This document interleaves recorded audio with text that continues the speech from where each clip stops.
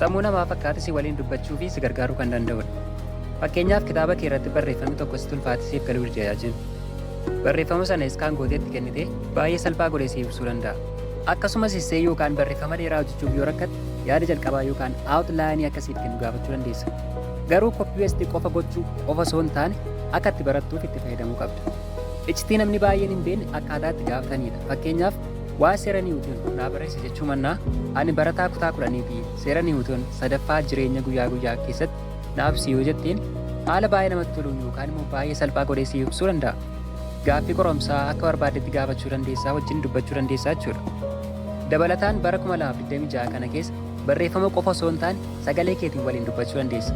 Karaarra osoo deemaa jirtu waa'ee seenaa yookaan saayinsii waliin haasaa barachaa deemuu dandeessa.